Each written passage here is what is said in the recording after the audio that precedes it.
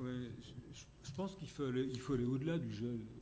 Enfin, je ne sais pas si le gel cette année est important. En tous les cas, il faut aller au-delà du gel des tarifs pour cette année en pensant aux familles les plus fragiles. Parce que nous, on conteste effectivement le principe de tarification, pas seulement d'ailleurs sur la restauration, mais sur l'ensemble des tarifs. Alors, Mathilde n'est pas là, elle n'a pas pu participer à la commission, mais on a déjà développé effectivement des points importants sur l'état des lieux de la tarification, notamment le fait que, d'une part, les tranches sont inégales et sans cohérence. On gardera, et je pense que l'évolution que Philippe, tu prévois, elle tient compte de cette incohérence. Et donc les tarifs associés aux tranches sont aussi inconséquents d'une certaine manière. On a un taux d'effort, c'est-à-dire un rapport tarif-revenu qui est d'autant plus fort que le QF est bas. Et ça, c'est dommage. Et puis surtout, je pense qu'on le veuille ou non, il faut que le barème tienne compte du seuil de pauvreté, qui est variable effectivement en fonction de la composition de la famille. J'avais pris l'exemple l'an dernier d'un ménage de 2 enfants avec un revenu de 2186 euros.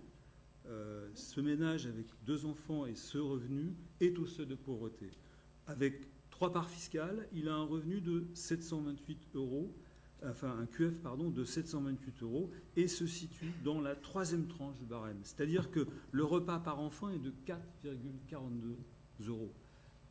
Il y a un vrai problème là de prise en compte du seuil de pauvreté, et le fait qu'en CCAS on instruise ces cas en considérant qu'il y a un tarif un peu particulier et finalement échappant à cette grille qui est de 2,72 euros, en tous les cas c'était le tarif l'an dernier, à mon avis n'est pas suffisant. Il faut une cohérence de la grille tarifaire et la prise en compte de ce seuil de pauvreté. J'en dirai pas plus, mais ce sera intéressant qu'on ait un débat en commission sur l'état des lieux de cette tarification. Il faut savoir que ce barème date de 2014. On l'avait mis en place lors des rythmes scolaires à l'époque.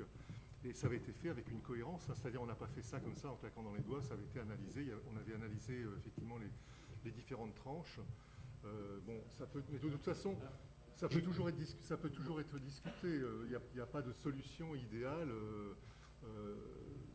dans ce type de calcul.